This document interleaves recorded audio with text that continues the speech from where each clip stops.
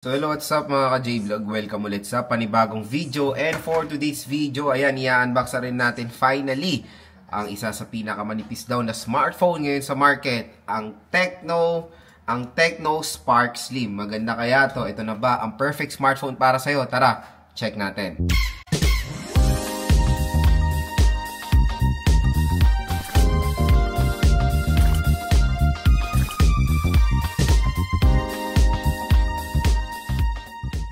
And mga ka-J-Vlog, na-order na natin ng Tecno Spark Slim. So shoutout sa mga nakanood ng ating first impressions at yung pagbili natin dito sa smartphone na to. And this time, i-unbox na rin natin itong si Tecno Spark Slim at bibigay ko na sa inyo yung overall first impressions ko na nahawakan ko na itong smartphone na to. At kung interested nga pala kayo bumili na itong smartphone na to, nandito yan sa ating view products. I-click nyo na yung view products natin dahil meron pong special voucher na naghihintay sa inyo. Up to 1,000 pesos off po ang pwede nyo makuha pag dyan kayo bibili sa ating product link. So, SRP nito ay nasa around 9,500. Pero nakuha ko lang siya ng 8,000 pesos nung sale. Pero ngayon sa online, nasa 8 plus pa rin naman siya below SRP. At 8GB 256 siya. Ang napili nating color is slim white pala. Hindi pala siya moonlight white. Kasi nakalagay dun sa, sa Shopee, ay sa online. Moonlight white, slim white lang pala pangalan niya. Yan, slim white, 8GB 256. And syempre, nakita nyo naman to so hindi pa nakakanood ng ating pagbili nito, talagang binili natin siya sa online. Meron tayong ginawang video para dyan, para remind yung mga consumers natin na bumili talaga sa online kasi ang laki na matitipid nyo. Sayang din at meron pang special voucher na naghihintay para sa inyo. And yung box niya is very identical din sa mga Spark series ng smartphone, ng Tecno. Akala ko nga, don't know kung may POBA Slim kasi akala ko ang pangalan lang nito dati is Tecno Slim. Akala ko rin Tecno POBA Slim, yung pala Tecno Spark Slim. So, di natin alam kung may POBA Slim ba or meron ba talaga. At ang maganda dito is very interesting yung kanyang design. Ang ganda nung camera niya kasi mukha siyang si Baymax. So, tara, samahan nyo ko yan box mga ka-J-Vlog, itong Tecno Spark Slim. Ito yung box ng Tecno Spark Slim. So, yun, very identical din naman sa mga box ng mga previous Tecno smartphones. So, tingnan nyo to, 16GB of RAM. Pero again, hindi po yan yung totoong RAM niya. Ito, yung napakaliit na yan, yan lang yung RAM niya.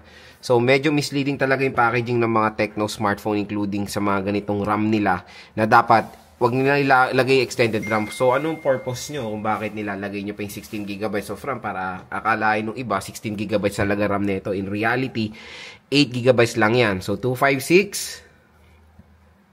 5-year long-lasting guaranteed, 5,160 mAh battery, napakanipis sa smartphone, 144Hz. Sa likod naman, MediaTek Helio G200, meron siyang mood light design, IP64 water dust resistant 50 megapixel camera. So, open na natin to. So, yung white yung pinili natin. Spark Slim. Ito na yung smartphone. Uy, magaan. Uy, ang gaan nga ah. Tingnan natin yung content ng box. So, sa box, meron tayong 45 watt fast charging brick.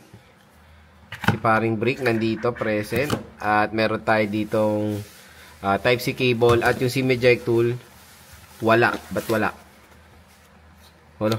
Wala ang SIM eject tool. Ano yun? Pati SIM eject tool, nawawala na ngayon. So, wala siyang SIM eject tool. Kakabukas ko lang nito. I don't know bakit. Pero wala siyang SIM eject tool dyan. Baka nandito. Check natin. So, nandito si Maring Jelly Cake. Uy, tempered glass. Nice. Meron siyang freebie na tempered glass. And wala dito yung SIM eject tool.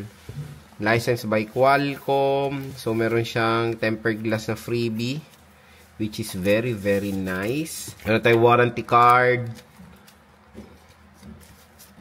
Sa screen protector niya. Mabuti ito merong free na screen protector. Yung Tecno Provac Curve wala. Walang freebie yun.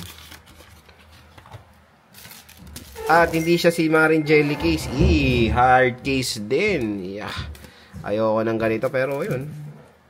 Nata-enjoy siya ng included dito sa Tecno Spark Slim.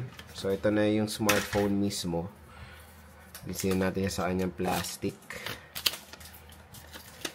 Let's check. Uy, nag-open na siya. Dinan na siguro. Ayan na.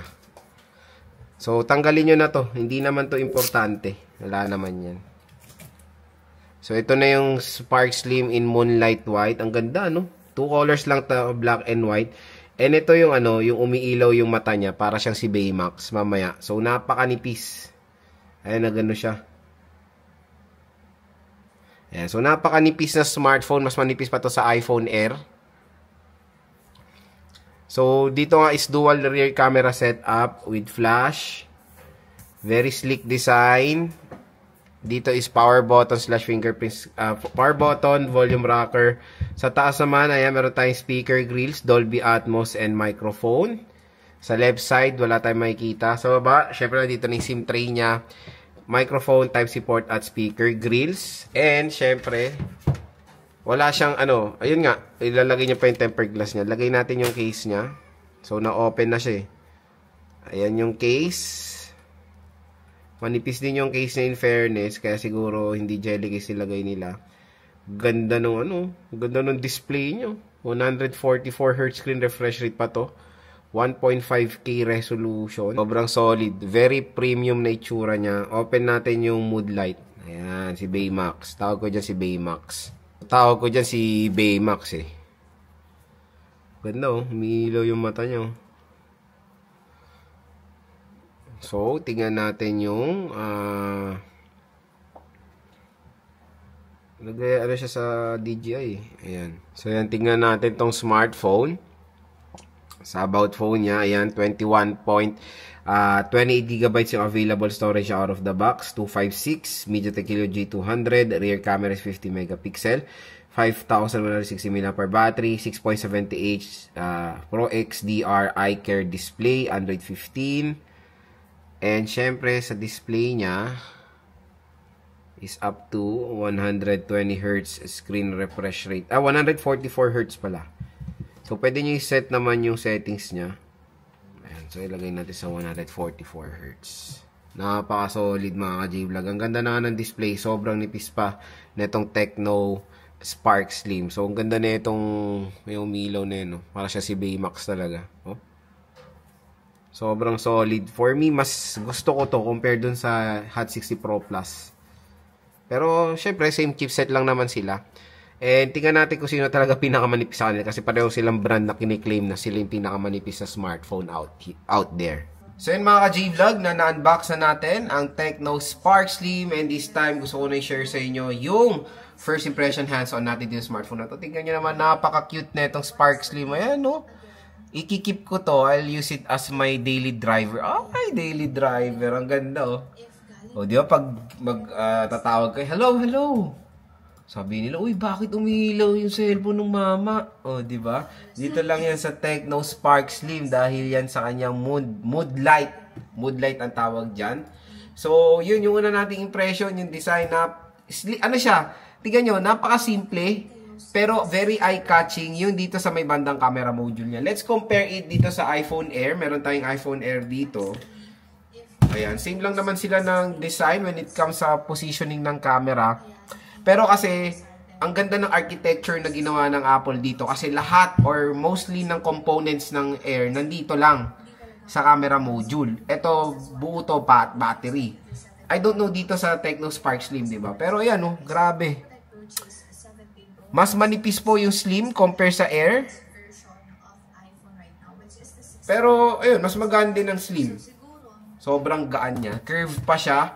And, yun nga, sa design overall, nakuha naman, napukaw ng atensyon ko yung design netong Tecno Spark Slim. Maganda naman po siya. Next is, of course, the display. So, yan, pwede nyo patayin yung mood light na yan. Sabihin na naman na iba, malakas kumain ng battery. Yes, kumakain talaga siya ng battery. Pero, I doubt naman na malakas siya kumain eh. Kasi, syempre, bakit naman ilalagay ng Tecno yan kung gano'n naman, kung maapektuhan ng malaki yung battery na ito, diba? Pero, syempre, for aesthetic and for fun, ayan, on nyo. Or pwede nyo naman i-off. Diba? It's your choice. Pag naka-off, parang natutulog lang siya. Next yung display. Display is very, very outstanding din. 6.78 inches AMOLED display, 144Hz screen refresh rate. curve display pa itong si Tecno Spark Slim. Of course, beyond 1080p ang resolution, 1.5K resolution display pa to. So, syempre, very premium. Ako nga, ayoko nang ikabit yung yung tempered glass. May tempered glass tong kasama eh. Kasi doon sa sa Hot 60 Pro Plus ko, may tempered glass yun. Parang hindi ko na-enjoy masyado yung display niya. Kung talaga, lagay niyo yung tempered glass, advisable naman. Pero ako, feeling ko, gagamitin ko to na walang tempered glass. Mas may enjoy ko pa yung display niya. Ayan, ang ganda. Sobrang solid. Next, yung chipset. The chipset is, bago nga na chipset yan for 4G segment. MediaTek Helio G200. So, syempre, ako na-try niya na yung G100, G99, hindi naman sila gano'n nagkakalay ng mga performance ng G200 and G100 mga ka-J-Vlog. So, yes, so try ko naman na maglaro sa Infinix Hot 60 Pro Plus. Hindi lang siya gano'n ka-optimize when it comes sa COD. I don't know dito sa Tecno Spark Slim. Tingnan natin of course sa ating game test. Pero it can handle games naman. No worries.